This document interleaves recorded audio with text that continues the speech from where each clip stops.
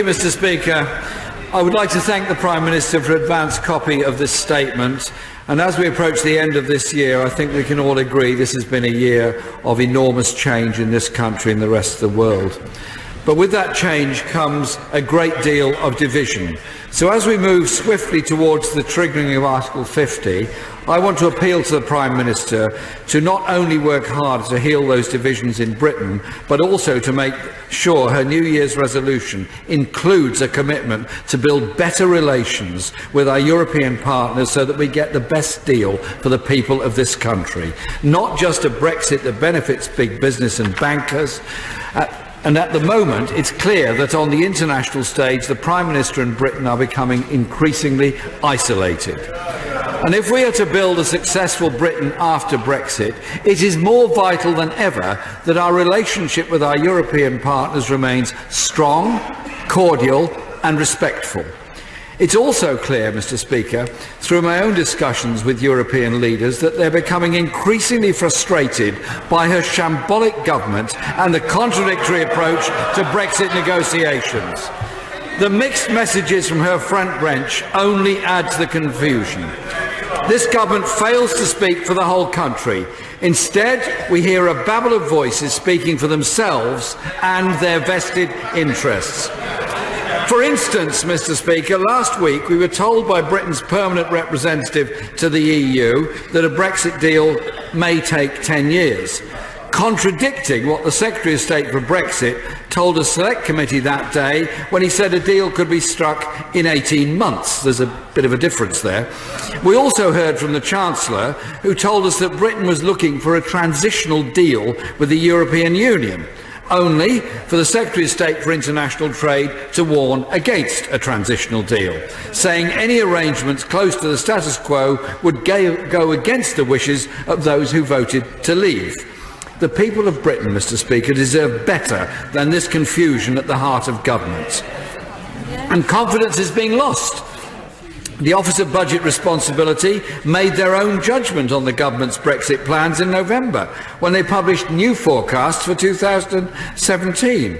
Growth was revised down, wages revised down, business investment revised down. The only thing the OBR raised was their forecast for inflation. They are risking, Mr. Speaker, even weaker growth than they have delivered so far, an exodus of financial services and hitting manufacturing industry very hard. I do, Mr. Speaker, welcome that the government have now accepted Labour's demands for a published Brexit plan, but it is still unclear as to how the plan will be presented and when we will receive it here in Parliament. So can the Prime Minister today do what the Secretary of State for Brexit, the Chancellor of the Exchequer, the Secretary of State for International Trade and the Permanent Secretary to the EU all failed to do last week and give this country some real answers? Can she tell us when the House will receive the government's plans for Article 50, how long we will be given to scrutinise that plan? Can she also tell us how long the British government envisages the whole process to take? And can she tell us if the British government will be looking for an interim transitional deal with the European Union? These are basic questions that still haven't been answered nearly 6 months after Britain voted to leave the European Union. Mr. Speaker, there were also reports last week that the UK will be asked to pay a €50 billion bill to honour commitments to the EU budget until 2020. Can the Prime Minister tell this House if this is in fact the case? And can she update us all on the government's contingency plans for those projects and programmes in the UK that are currently reliant on EU funding after 2020? There is much concern in many parts of the country about those programmes. Mr. Speaker, I welcome the Prime Minister's desire to bring forward and give greater clarity to the issue of rights of European Union citizens in the United Kingdom. However, if the Prime Minister is serious about this, why wait? Why won't this government end the worry and uncertainty, as this House demanded in July, and give an unequivocal commitment to guarantee people's rights before Article 50 is triggered, as both the TUC and as both the TUC and the British Chamber of Commerce have called for this weekend.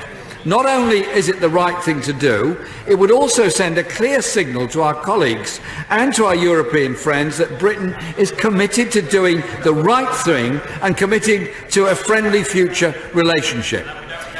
And with that in mind, Mr. Speaker, I would like to take this opportunity to welcome the Austrian President, Alexander Van der Bellen, on his election.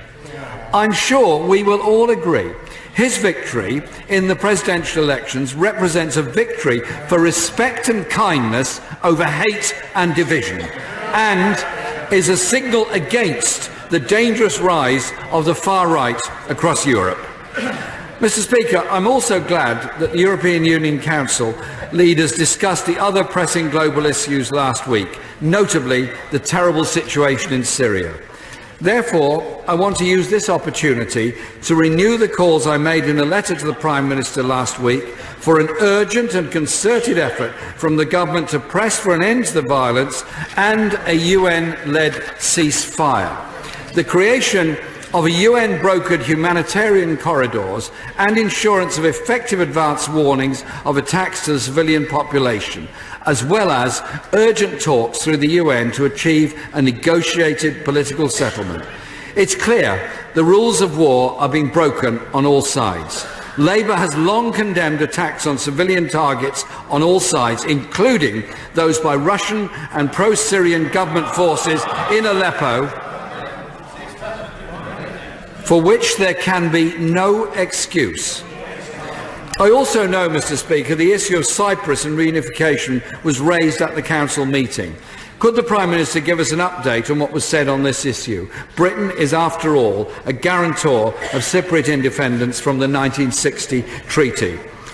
Mr. Speaker, there's a lot to do in 2017, with a lot of important decisions to be made. I make a plea to the Prime Minister to represent all sides, whether they voted to leave or remain, and to make the right decisions that benefit not just her party, but everyone in this country. Prime Minister. Thank you, Mr. Speaker. On the issue of Cyprus, yes, President Anastasiades updated us on the talks that have taken place. These are important talks. I think we all accept that we have perhaps the best opportunity for a settlement in Cyprus that we've seen for many, many years. And the President made clear, I mean, the talks have been taking place under UN auspices between the two leaders. They've been been encouraged and generated by the two leaders on the island. I think it is important that we recognise the leadership that they have showed in relation to this issue. The Right Honourable Gentleman is right. There are, of course, three guarantors, Greece, Turkey and the United Kingdom. We stand ready to play our part as required and when it is appropriate for us to do so. There is a possibility, there is a meeting coming up in January, there's a possibility that that will be attended by others like the United Kingdom, and in the EU Council conclusions the EU said that it stood ready to participate if that was going to be part of helping this deal to come through. Secondly, on the issue of Syria, as I said, the Right Honourable Gentleman wrote to me asking for us to take action through the United Nations. We've been consistently taking action through the UN. As I said, we have been working over the weekend to ensure that there was a UN Security Council resolution today that was accepted.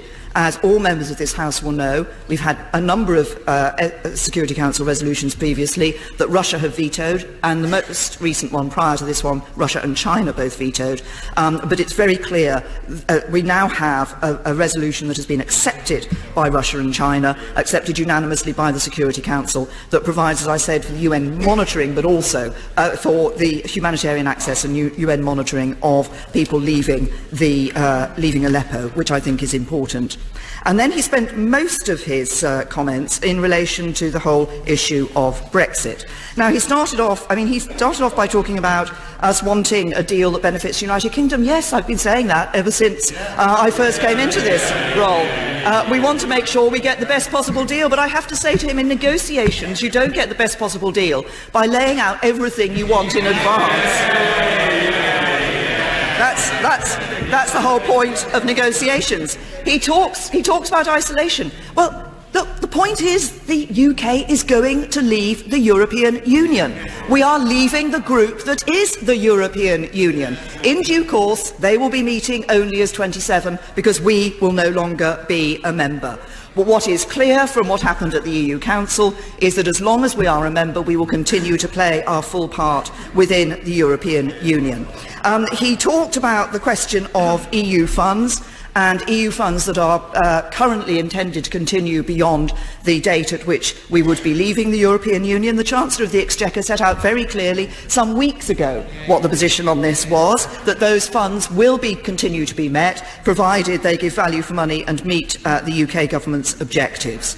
He talked about the length of the process. As he knows, once we trigger Article 50, the treaty allows for a process that can take up to 2 years. Of course, how long within that process it does take depends on the progress of the negotiations that take place. He then talked about uncertainty and needing investment to come into the United Kingdom, and how he gave the impression that there was this bleak picture out there in terms of the economy. Fastest growing economy this year in the G7, I would remind him. And let's just look at companies that have announced new additional investment since the Brexit referendum: Honda, Jaguar Land Rover, Nissan, Aldi, Associated British Ports, CAF, Facebook, Google, GSK, Citel, Statoil. The list will continue because this is still a good place to invest. It is still a good place to grow businesses. And then he talks about confusion on the front bench. Well, he has obviously been looking at his own front bench when he considers this matter.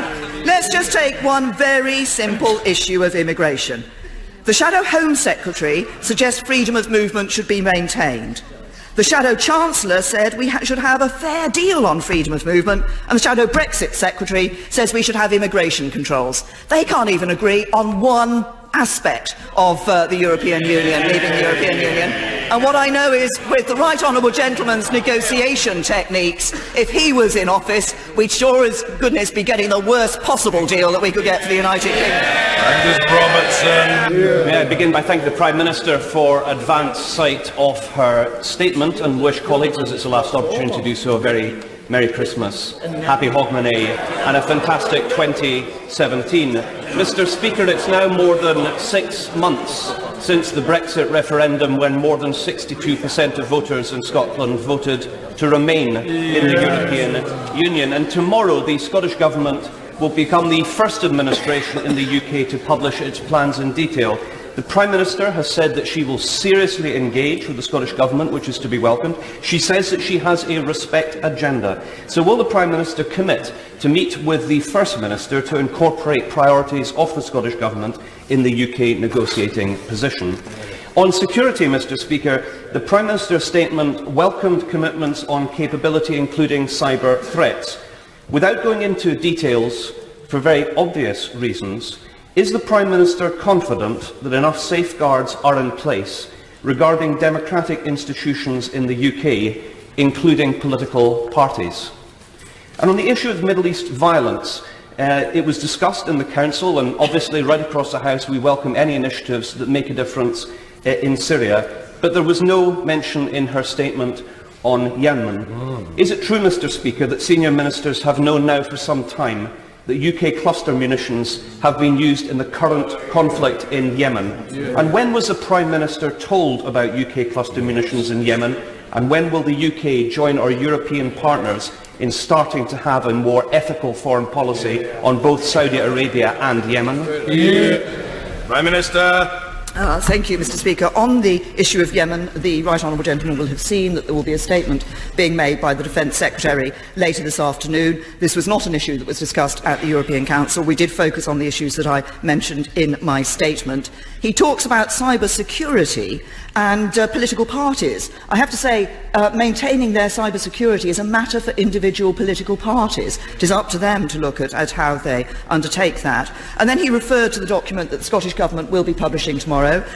I took a call from the First Minister this morning where I assured her that we will look very seriously at the proposals that the Scottish Government is bringing forward.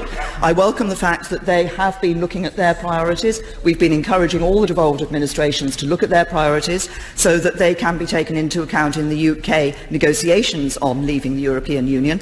And there is already a structure in place that enables us to discuss these with the devolved authorities. The JMC-EN will be meeting in early January. It's been meeting regularly with my Right Honourable friend, the Secretary of State, for exiting the European Union, and there will be a further session of the JMC plenary in January. This is normally these only meet once a year, if then, but we are accelerating the number of meetings, increasing the number of meetings of the JMC plenary, precisely so we can engage with the devolved administrations on these issues.